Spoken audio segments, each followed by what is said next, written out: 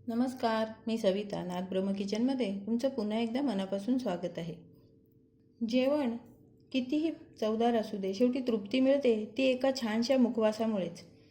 बाजारात आजकाल खूप वेगवेगळ्या प्रकारचे आणि वेगवेगळ्या चवीचे मुखवास उपलब्ध आहेत. पण बाजारात मिळणाऱ्या केमिकलयुक्त माउथ फ्रेशनरपेक्षा घरी बनवलेला हा नैसर्गिक मुखवास तुम्हाला नक्कीच आवडेल. असाच मल्टीसीड मुखवास आज आपण बनवणार आहोत. हा मुखवास आरोग्यासाठी अत्यंत फायदेशीर आणि पचनास मदत करणारा एक उत्तम घरगुती पर्याय आहे. जेवणानंतर तोंडाला ताजेपणा आणण्यासोबतच यातून शरीराला भरपूर प्रमाणात फायबर, ओमेगा 3, फॅटी ॲसिड आणि अँटीऑक्सिडंट मिळतात.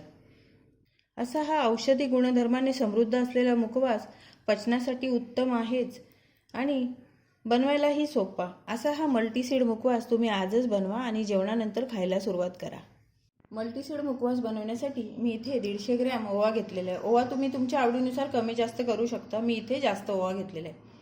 100 ग्रॅम तीळ आहेत, 100 ग्रॅम आळशी घेतलेली आहे, 100 ग्रॅम बडीसोप आहे, 100 ग्रॅम धना डाळ आहे, एक छोटासा तुकडा घेतलेला आहे खडीसाखरेचा मी आपल्या मुखवासला थोडासा गोडसरपणा आणण्यासाठी. 6 वेलची घेतलेल्या आहेत, 1 चमचा भोपळ्याच्या बिया घेतलेल्या आहेत, 1 चमचा चिया सीड घेतलेले आहेत, 1 चमचा कलिंगडाच्या बिया, 1 चमचा टरबूजाच्या बिया आहेत, अर्धा चमचा खसखस आणि 1 चमचा गुलाबाच्या पाकळ्या घेतलेल्या आहेत. इथे ओव्याला आणि बडीसोपला मी लिंबू, मीठ आणि हळद लावून घेणार आहे. त्यासाठी मी इथे एक भांडं घेतलेलं आहे, त्याच्यामध्ये हा ओवा ओतून घेऊया आणि दोन्हीही वेगळं वेगळं आपल्याला भिजवायचं आहे. हे मी अर्धा लिंबू, थोडंसं पाणी आणि हळद असं ह्याचं एक मिश्रण तयार केलेलं आहे. ते मी आता ह्या ओव्यावर टाकून घेते. थोडंसं ओव्यावर टाकते आणि थोडं बडीसोपवर आणि हे अर्धा चमचा मीठ घेतलेले ते मी ह्या ओव्यावर आणि बडीसोपवर टाकून घेते आणि हे छान मिक्स करून घ्यायचं आहे आपल्याला. हळद, लिंबू आणि मीठ आपल्या बडीसोपला छान लागलं पाहिजे असं छान चोळून घ्यायचं आहे हे. आणि हे अर्धा तास आपण आता बाजूला ठेवून देऊया. म्हणजे आपल्या जोपर्यंत आपल्या दुसऱ्या बिया भाजून होत आहेत ना तोपर्यंत हे छान हळद, मीठ ह्याच्यामध्ये मुरेल. त्यासाठी आपण हे अर्धा तास बाजूला ठेवून देऊया. आळशीच्या बिया मंद गॅसवर छान भाजून घेऊया. मुखवासामध्ये आपण वापरलेल्या या आळशीच्या बियांमध्ये भरपूर प्रमाणात ओमेगा 3 फॅटी ॲसिड असतं, जे मेंदू आणि हृदयाच्या आरोग्यासाठी खूप फायदेशीर असते. तसेच यातील हाय फायबरमुळे पोट साफ होण्यास मदत होते. असं हे आळशीचं बी आपल्या शरीराला खूप फायदेशीर आहे. आळशीचा छान चटचट असा आवाज होतोय. आळशी छान भाजून झाली आहे. मी आता ती काढून घेते. आता आपण तीळ भाजून घेऊया.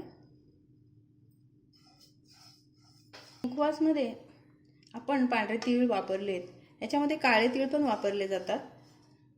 पांढऱ्या तिळामध्ये खूप मोठ्या प्रमाणात कॅल्शियम आणि मॅग्नेशियम भरपूर प्रमाणात असते. जेवणानंतर रोज 1 चमचा हा मुखवास खाल्ल्याने हाडांचे आरोग्य सुधारत असते. तीळ हे आपल्या शरीराला खूप फायदेशीर आहेत. आपले तीळही छान भाजून झालेले आहेत. आता मी ते काढून घेते. डाळ भाजलेलीच असते पण तिच्यामध्ये थोडंसं मॉइश्चर असतं, ते काढण्यासाठी आपण तिला फक्त गरम करून घेऊया. आपण बिया भाजून घेऊया. ह्या 1 चमचा कलिंगडाच्या बिया आहेत, ह्या 1 चमचा टरबूजाच्या बिया आहेत आणि ह्या 1 चमचा भोपळ्याच्या बिया आहेत. भोपळ्याच्या बियांमध्ये ही झिंक आणि अँटीऑक्सिडंट मुबलक प्रमाणात असतात. हे घटक नैसर्गिकरित्या त्वचा तजेलदार ठेवण्यास मदत करतात आणि केसांची वाढ सुधारण्यासही या बिया खूप उपयोगी पडतात. बिया आपल्याला छान खरपूस भाजून घ्यायच्या आहेत. बिया भाजून झाल्यात, मी आता त्या काढून घेते. अर्धा चमचा घेतलेली ही खसखस आपण भाजून घ्यायची आहे आणि या 5-6 वेलच्या सुद्धा आपण आता छान भाजून घेऊ. मग आपण त्या खडीसाखरेसोबत कुटून याच्यामध्ये वापरणार आहोत. भारतीय स्वयंपाकघरात आणि आयुर्वेदात खसखसला खूप महत्त्वाचे स्थान आहे. खसखस फक्त भाजीची ग्रेव्ही घट्ट करण्यासाठी किंवा पकवानाची चव वाढवण्यासाठी वापरली जात नाही, तर खसखस ही औषधी गुणधर्माचा फार मोठा खजिना आहे. सर्वात महत्त्व म्हणजे ते अनिद्रा म्हणजे झोप न येण्याच्या समस्येवर अत्यंत गुणकारी अशी ही खसखस आहे. खसखसमध्ये फायबरचे प्रमाण मोठ्या प्रमाणात असते, त्यामुळे आतड्यांची हालचाल सुधारते आणि बद्धकोष्ठतेचा त्रास दूर होतो. पोट साफ राहण्यास मदत होते. खसखसमध्ये कॅल्शियम, फॉस्फरस आणि मॅग्नेशियम भरपूर प्रमाणात असतात. ते सुके खाल्ले जात नाहीत ना, म्हणून मी ते थोडे मिक्सरला त्याचं थोडंसं जाडसर पावडर करून घेतलेली आहे आणि प्रमाण पण थोडं कमीच घेतलेलं आहे. आपण उगाच थोडे गरम करून घ्यायचे आपल्याला. सीड आजकाल सुपर फूड म्हणून लोकप्रिय झालेले आहेत. आकाराने अगदी लहान असले तरी आरोग्यासाठी अत्यंत फायदेशीर आहेत.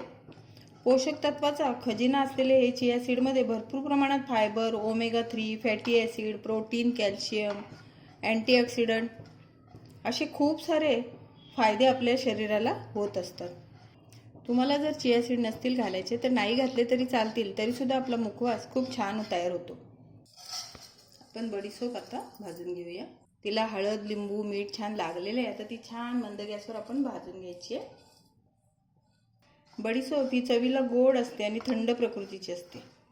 माउथ फ्रेशनर म्हणून ती वापरली जातेच, पण शरीराला थंड ठेवण्यासाठी बडीशोप ही एकदम उत्तम असते.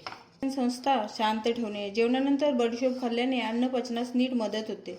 पोट फुगणे, जळजळ होणे यासारख्या समस्या कमी होतात. बडीशोपमध्ये अँटीबॅक्टेरियल घटक असतात, जे तोंडातील जंतू नष्ट करून दुर्गंधी दूर करतात. त्यामुळे आपल्याला छान फ्रेश आणि ताजेतवाने वाटते.